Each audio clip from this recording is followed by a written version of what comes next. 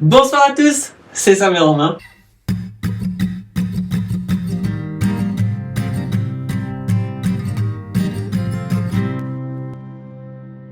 Et aujourd'hui, on se retrouve pour un épisode où on va parler du fait de plaire. Donc vous allez le voir, moi j'ai une gueule de fatigué parce qu'on est le matin, enfin en tout cas il m'a réveillé, lui il avait pas une gueule de fatigué parce qu'il était allé à la salle ce matin. Mais avant ça là par contre. Vous le savez, on apprécie tout ce que vous faites, donc continuez à le faire parce que ça nous fait plaisir. Les petites toiles sur Spotify, le petit like sur YouTube, le petit abonnement, la petite cloche de notification. Le petit partage en story. En fait, vous voyez quand vous faites un post sur YouTube, sur Insta, sur TikTok, vous avez envie qu'on le like. Et nous aussi. Bref, vous l'avez compris, vous savez ce que représente la parenthèse pour nous, donc n'hésitez pas. Avant ça, sur notre Instagram, il y a 3 concepts qui demandent une implication de votre part, plus ou moins importante, on l'avoue, on s'en est rendu compte peut-être un peu après. Mais n'hésitez pas, franchement, on a envie de les faire, on a besoin de matière. Potentiellement, pour tous ceux qui ont envie de participer vraiment de manière anonyme et juste pour apporter quelque chose au podcast, c'est le moment. Parce qu'on sait qu'il y a plein de gens qui ont envie de tourner dans le podcast avec nous, etc. Mais je pense qu'il faut être un peu plus honnête vis-à-vis de ça. Vous nous suivez, vous nous donnez énormément de force. Mais pour la plupart, vous êtes des inconnus. Et moi, on tourne dans mon appart. Et autant, même si je suis hyper heureux à chaque fois que je lis vos messages, et Romain aussi, hein, autant faire venir des inconnus chez soi, c'est un peu briser une barrière, quoi. Et pour l'instant, moi, je suis pas très à l'aise avec cette idée. Donc du coup, pour toutes les personnes qui veulent venir juste parce qu'elles ont envie de parler, et pas forcément pour percer, ou je sais pas, parce que dans tous les cas, on va pas vous apporter des abonnés ou des trucs comme ça, on est absolument pas assez connus, et même pas, c'est pas notre envie. Tous ces gens qui ont juste envie de dire quelque chose, c'est le moment, parce qu'on vous fait participer là, c'est là. Exactement, ça m'a très bien résumé la chose, donc n'hésitez pas. Donc, le podcast sur plaire. La discussion a été assez fluide, le fil rouge a été assez fluide entre nous. Je sais pas pourquoi, des fois c'est plus compliqué, mais là en tout cas c'était agréable à faire. Et là je demandais à Sam de prendre le cahier parce que je me souviens plus du tout de comment on va lancer ce podcast. Pendant qu'on faisait le fil rouge avec Romain, il y a un truc qui est sorti. Dans le fait de plaire, ou de savoir complet plutôt, il y a ce délire de à quel moment c'est de l'arrogance, à quel moment c'est de la confiance en soi. Et je crois réellement que quand tu plais à quelqu'un, tu le sens. Moi, dans ma vie de tous les jours, quand je plais pas, je le sens. Donc du coup, quand j'ai un sentiment bizarre sur putain pourquoi cette fille elle m'a regardé un peu plus longtemps, pourquoi elle agit de telle manière, pourquoi elle me parle comme ci, pourquoi elle me parle comme ça, ou enfin bref des comportements qui, je sais pas, mon œil remarque sur le moment, ben tu vas avoir cette réflexion de te dire est-ce que je le remarque parce que moi la fille elle me plaît, ou est-ce que je le remarque parce que je lui plais. Sauf que moi il y a eu plein de moments où la fille elle me plaisait et où je voyais aucun de ces comportements qui me disaient genre hey tu lui plais en retour. Et à plein d'autres moments, ben la fille elle me plaisait. Et j'avais l'impression d'avoir ces comportements, et moi je tentais rien parce que je me disais non, c'est dans ta tête, ça n'existe pas. Sauf que les années ont fait, et le temps a fait que beaucoup des intuitions que j'avais eues à l'époque se sont révélées plutôt vraies.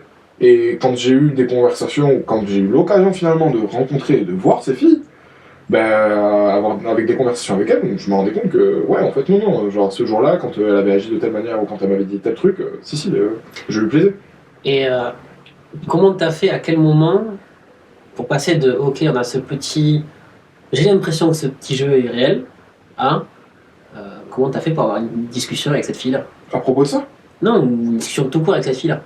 Comment t'as amené la chose? T'as eu parler, t'as posé une.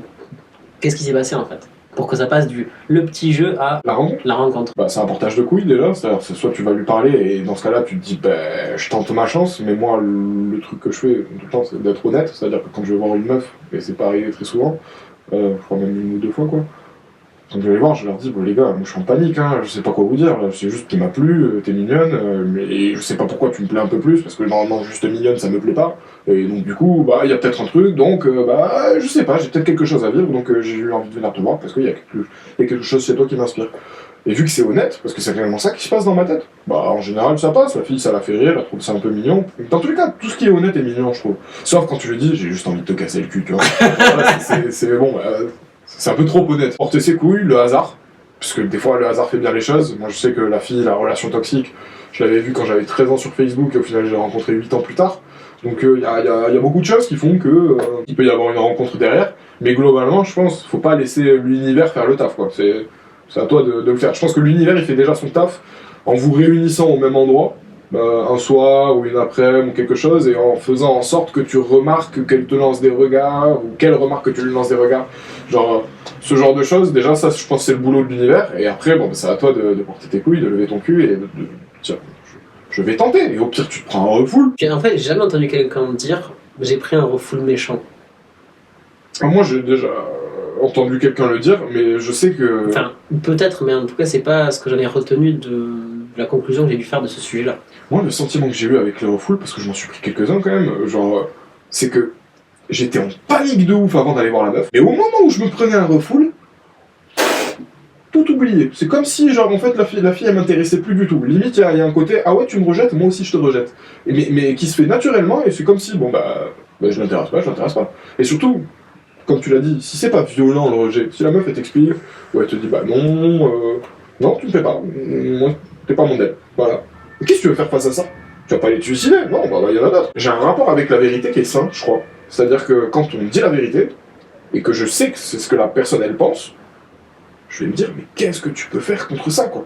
Je vais pas essayer de discuter pendant des heures, de négocier, de me vendre, et ça dans n'importe quelle situation. Si c'est ce que tu penses, c'est ce que tu penses. Y a pas Ça, c'est quelque chose chez toi qui est vrai. Que moi, j'ai déjà ressenti juste dans notre relation qu'on a, ça savait moi. Alors, on n'est pas obligé d'être amis parce que on pense pas la même chose, quoi. Non, mais je suis d'accord. Là, j'essaie de réfléchir un peu à des moments où j'ai eu ce petit jeu avec quelqu'un et j'y suis allé. Et où ça a fonctionné aussi. Où ça a fonctionné. Comme ça m'a dit, hein, ça m'est pas arrivé beaucoup de fois, mais c'est vrai que les seules fois où ça m'est arrivé, bah si la discussion qui en a suivi était honnête, le petit jeu de sélection, encore une fois, comme disait Sam, tu le sens quand elle te regarde parce que t'as une tâche, enfin t'as de la salle entre les dents, ou si elle te regarde parce que, ah putain, mais mignon, mais ces moments, ces petits jeux de séduction, de regard, avant la rencontre, on va dire, je les ai remarqués très tardivement. Pas très tardivement, je veux dire, je les ai pas remarqués quand j'avais 18 ans, quand j'avais 19 ans, je les ai remarqués plus tard, à un moment où je me plaisais à moi-même. Et avant ça, j'avais ce truc de, bah mec, t'es pas ouf, donc forcément, il n'y a aucune meuf qui te regarde. Moi, en fait, alors, j'ai pas compris, j'ai accepté. Genre, c'est-à-dire que c'est pareil que toi, exactement la même chose. Donc j'ai compris, mais c'est toi qui m'as accepté. Tu vois, j'avais accepté un peu cette position de tu plais pas, ça ne sert à rien de chercher un jeu de regard qui n'existe pas. Moi, j'ai pas accepté la position, c'est juste je me mettais moi-même dans cette position. En mode, bah non. Enfin, genre, moi, quand je me vois dans le miroir, je me trouve moche. C'est pas possible que tu lui plaises. Donc, du coup, si elle te regarde, c'est pour autre chose. Mais en grandissant et en s'étudiant soi-même, ce que je te disais tout à l'heure dans le fil rouge, c'est que perso, je ne regarde pas les gens qui ne me plaisent pas. Je vais les voir une fois. Mais je vais pas ensuite continuer de les regarder. Si tu me plais pas, bah, je te regarde pas. C'est logique. Je crois que le regard humain, il est attiré vers les choses qu'il trouve belles. C'est pour ça que tu vas apprécier un coucher de soleil, même dans une décharge. C'est pour ça que tu vas, j'en sais rien moi, passer des heures à regarder un tableau qui est sur un mur blanc. Parce que le regard, il va fixer quelque chose qu'il trouve joli. Et c'est la même chose. Ou en tout cas, quelque chose qui le divertit. Quelque chose qui fait que son cerveau, il va ailleurs au moment où il est en train de regarder. Si quelqu'un te regarde, soit t'es affreusement moche, mais je pense que ça tu le sais en fait de toi-même si tu l'es. Et le truc c'est que si cette personne elle te regarde parce que t'es affreusement moche, qu'elle te lance des regards, qu'elle est insistante, c'est juste méchante. Bah ouais, c'est juste très méchant. Mais globalement, genre il faut pas que tu te mettes dans cette position, je pense. Il faut pas que tu te dises les gens me regardent parce que je suis moche, parce que les gens ils te regardent pas si t'es moche. Et il peut y avoir, et ça me l'a dit très bien dans le fil rouge que vous n'avez pas entendu, mais il disait on ne sait jamais pourquoi on plaît. Pourquoi ce jeu s'installe. Ça peut être parce que tu parles bien dans un groupe, parce que tu es justement un peu à l'écart dans ce groupe. Moi, ça m'a pensé à un truc, à une soirée d'anniversaire où j'étais en boîte et je me sentais un peu en décalage avec mes potes. Donc je me suis un peu mis à l'écart. Et il y a une fille, alors c'était plutôt une femme pour le coup, qui est venue me parler. Parce que du coup, je m'étais mis à l'écart. Et de ça, on a découlé un petit jeu de séduction. Parce que elle m'avait pas forcément remarqué, mais le fait que me sois mis un peu à l'écart du groupe, elle a remarqué ça et ça a fait un petit match. Quand j'étais plus jeune, j'ai détesté mon nez. J'aimais pas mon nez, même encore aujourd'hui, il y a des moments où il me fait chier, tu vois, ce putain de nez. Mais je me rappelle vraiment de cette fille un jour qui m'avait dit, mais moi j'adore ton nez. Genre, vraiment, elle le trouvait joli, elle le trouvait esthétique.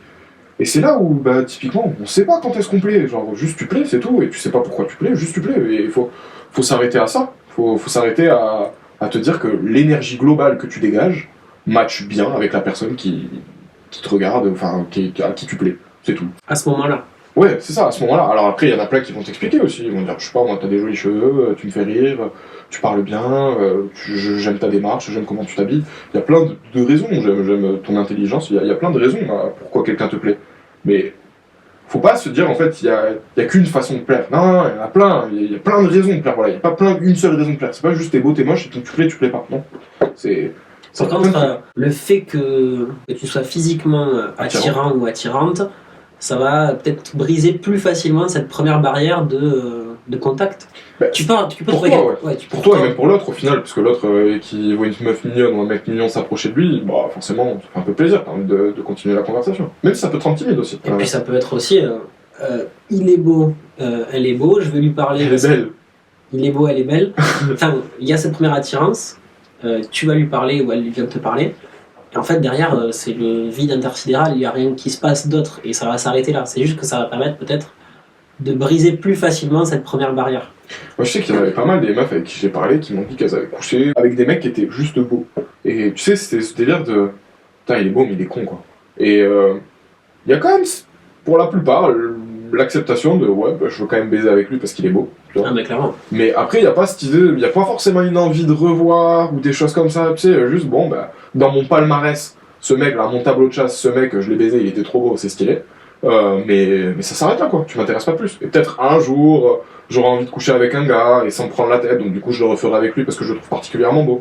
Et c'est pareil pour les meufs, je pense. Pour nous, moi qui couche avec des meufs, une meuf, si elle est juste jolie, en plus j'y pense, je pense à une meuf en particulier, si t'es juste jolie et que t'es con ou que c'est vide, comme il l'a dit Romain, moi je passe pas forcément un bon moment, en fait. C'est-à-dire que j'ai juste en tête une seule chose, c'est le sexe, et tout le reste, là, tout le moment qui a lié, enfin à construire avant cette partie-là, là, le sexe, ça va te saouler. Ouais, parce que je me dis, mais en fait, on a rien en commun, je trouve ça inintéressant ce que tu me racontes, j'aime pas la façon dont tu parles, enfin bref, il y a rien qui va, quoi. C'est juste vraiment, je suis attiré par le fait que tu sois très très mignonne et que ton corps m'intéresse beaucoup, c'est tout. Donc.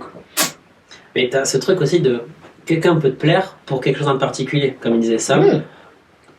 Ton corps me plaît, j'ai envie de le mettre dans mon tableau de chasse, on va dire. Ouais. Pour faire très vulgairement, mais tu peux plaire pour autre chose. Tu peux plaire pour cette personne-là, ne lui plaira pas pour une relation.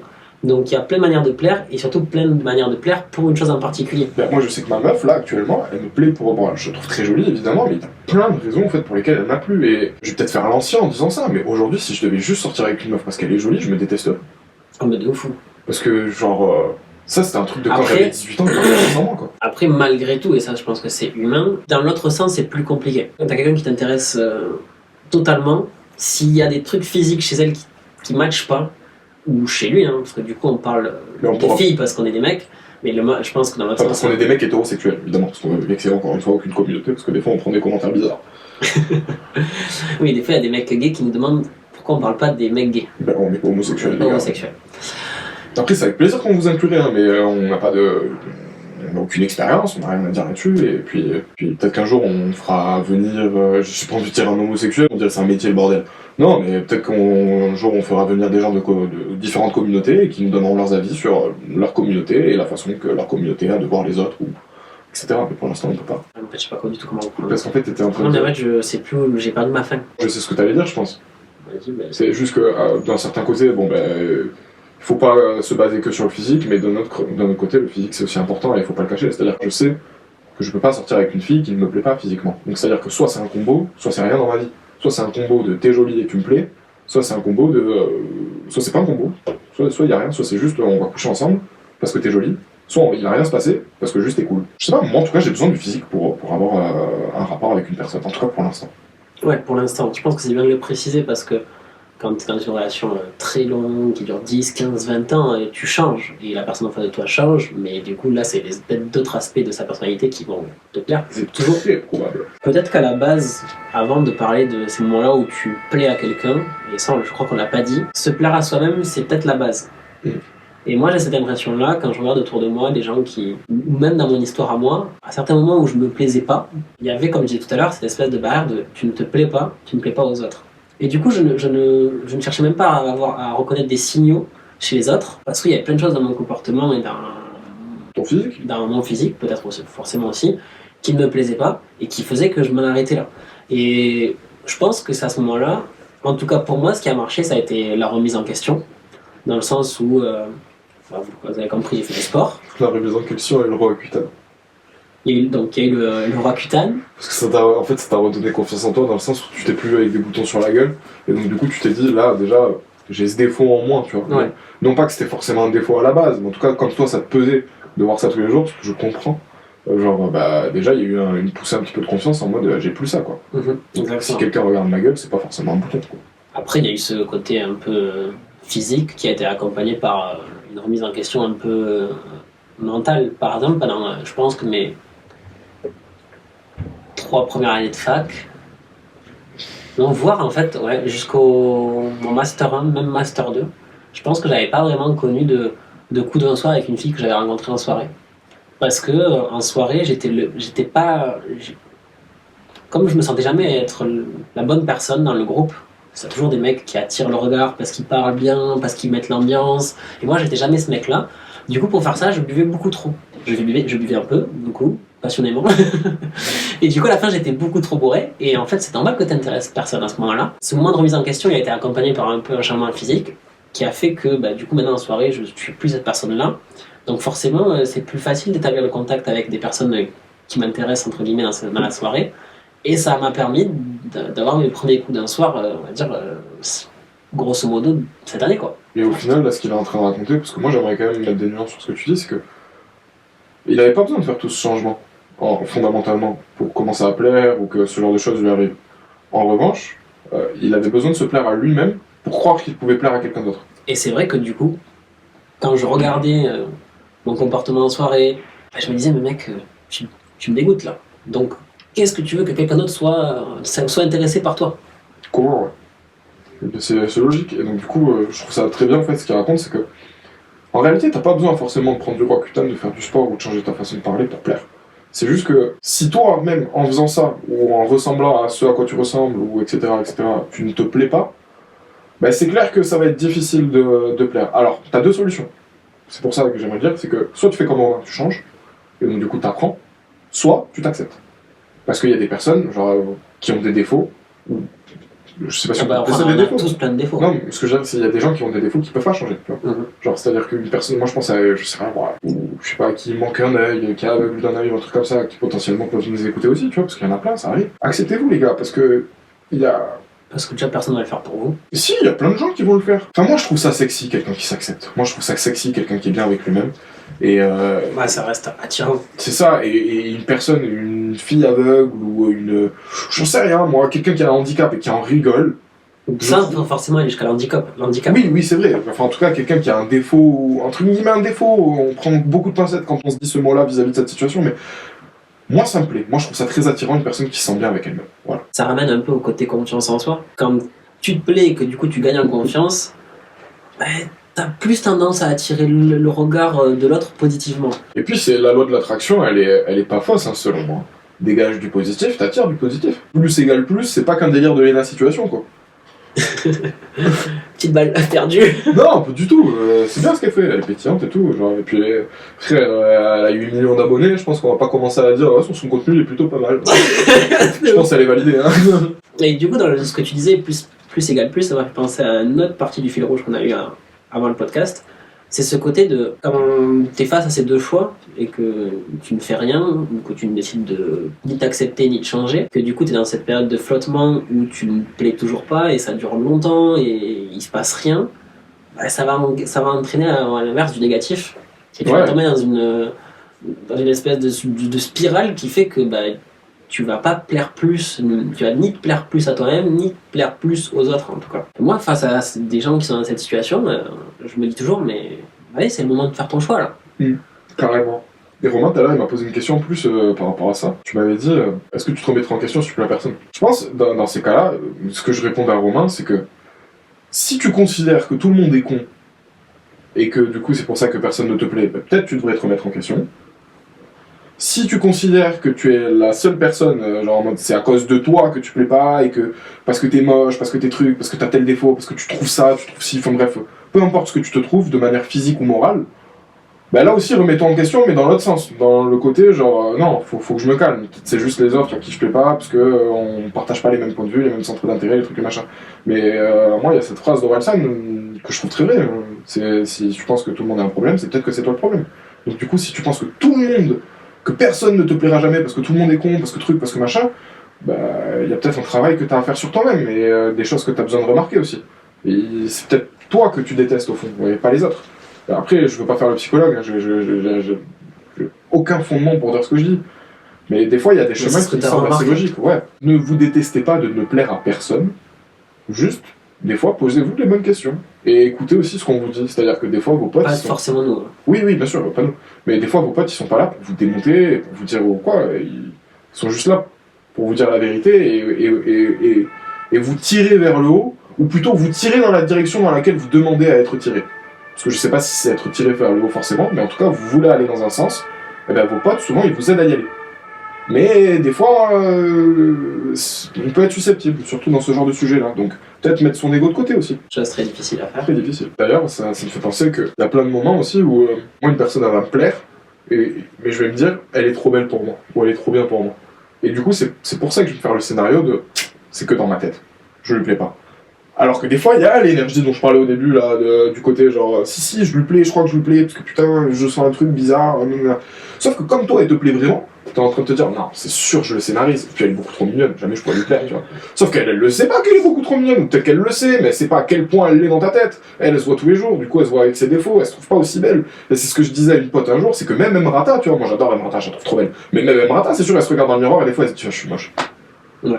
Alors que c'est mannequin, suivi, millions d'abonnés, toutes, c'est obligé, tout le monde, on se voit tout le temps. Et ça me fait penser à un truc, je parlais tout à l'heure de ma phase un peu où je me plaisais pas, et du coup, quand je regardais des filles qui moi me plaisaient, j'étais toujours en mode, frérot. Injouable, c'est pas possible quoi. Là, c'est une Ligue des Champions, t'es en National 3, mon gars. Et c'est pas forcément la bonne mentalité, mais je pense que des fois, être objectif sur soi-même, c'est peut-être la première étape pour activer quelque chose qui va faire qu'on commence à se plaire. Et puis en plus, c'est un truc de différent qu'on a eu ça, Romain et moi, c'est que moi, en grandissant, j'ai grandi dans l'idée de, au bout d'un moment, je me suis convaincu qu'en fait, je vais dire quelque chose de très arrogant, que je pouvais avoir n'importe quelle meuf, mais c'était juste que je voulais pas n'importe quelle meuf. Je me dis, en fait, il y a rien qui m'empêche de plaire à n'importe qui. Alors, bon, après, il peut y avoir des trucs physiques, etc., mais je ne pars pas du principe que cette fille, cette fille là, tu vois, je vais pas leur plaire parce que je suis trop truc, trop machin, trop quoi.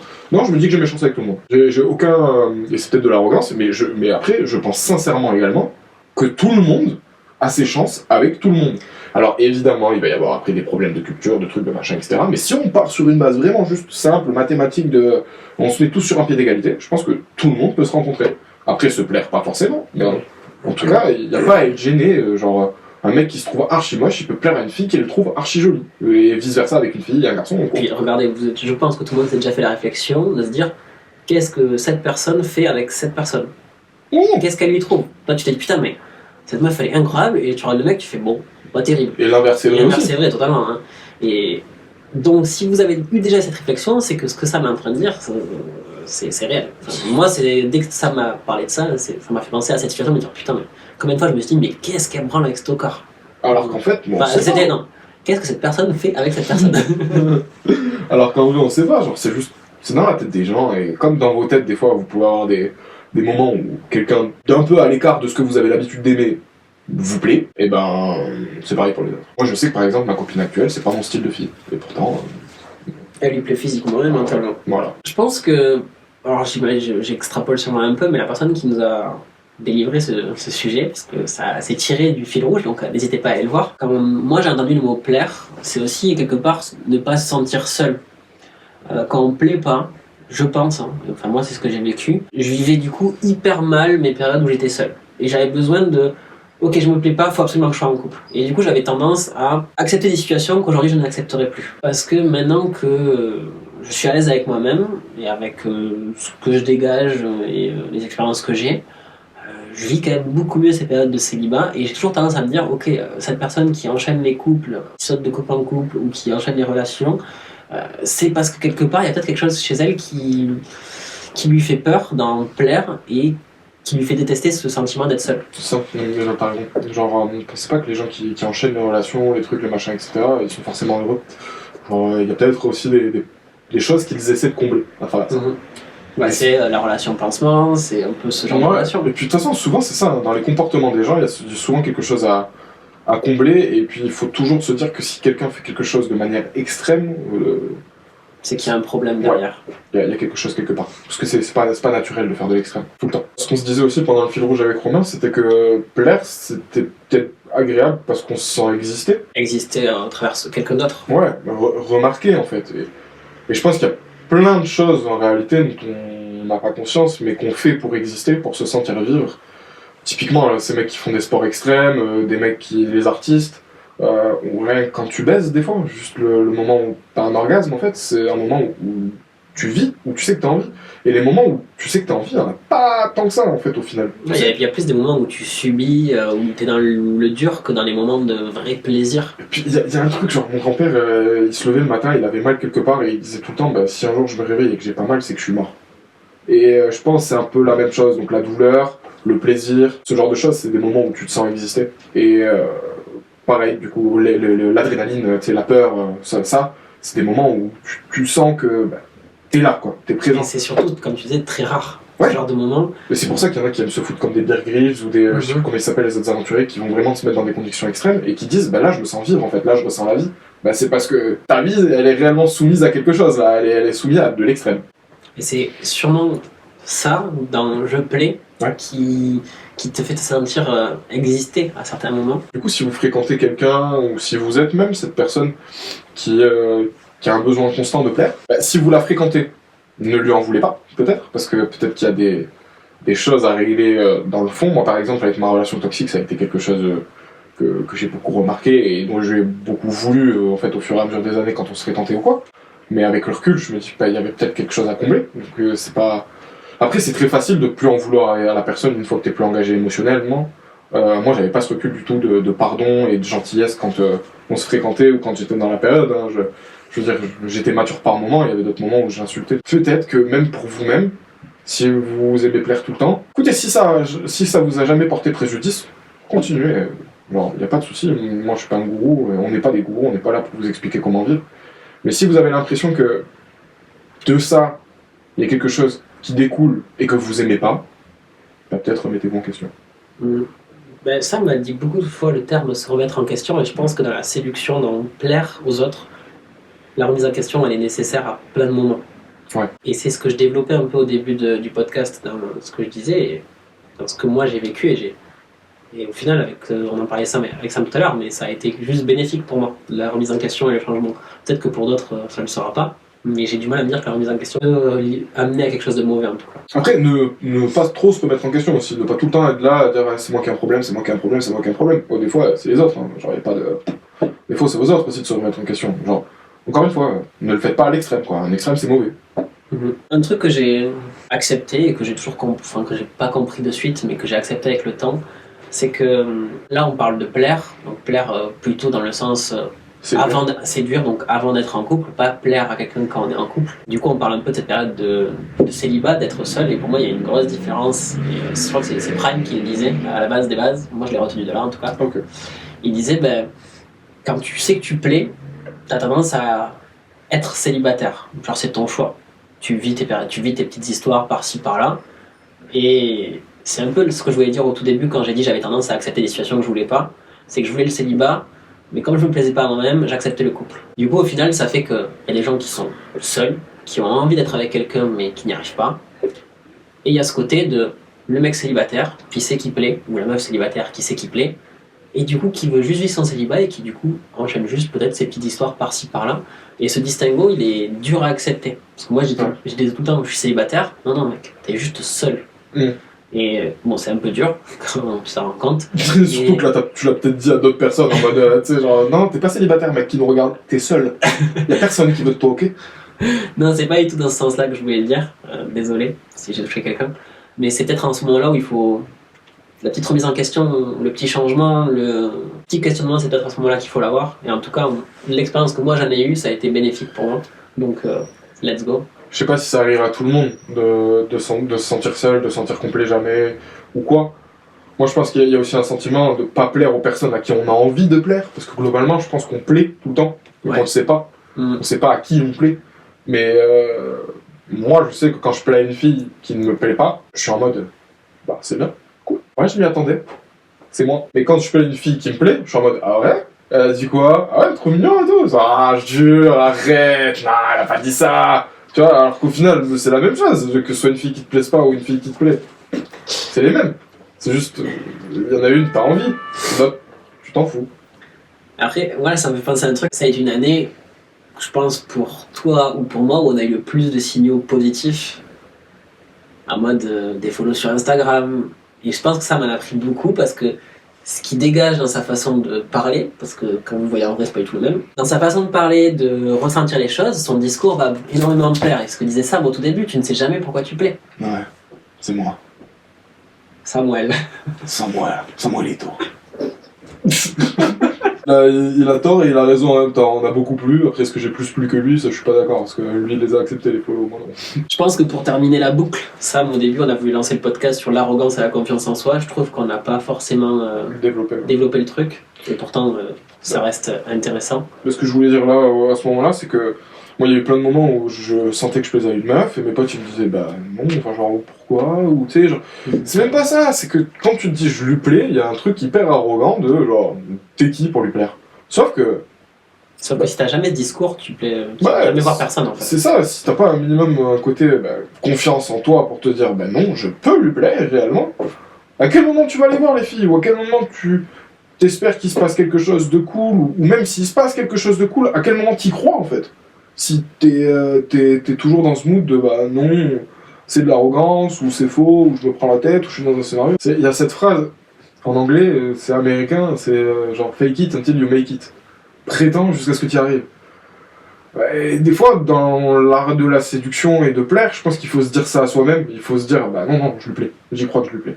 Et jusqu'à aller la voir, ou qu'il se passe quelque chose, et se dire, bon, finalement, peut-être que j'ai pas réussi, ou je me suis un peu trop pris la tête. Et des fois, ça passe. Et du coup, tu te dis, j'ai bien fait d'y croire.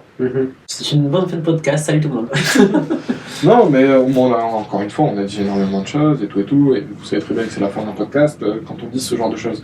Mais plaire, c'est pas une recette. Tu plais pas parce que t'as ça et ça et ça. Non. Et c'est ni une ferme en soi d'ailleurs. Non plus aussi. Plaire, c'est quelque chose d'hyper subjectif. Et mais avant d'être subjectif, c'est subjectif vis-à-vis de soi-même avant d'être subjectif par rapport à l'autre. Aussi. Et je pense que le moment où tu plais le plus, c'est aussi le moment où tu te poses le moins la question de si tu plais. Ouais.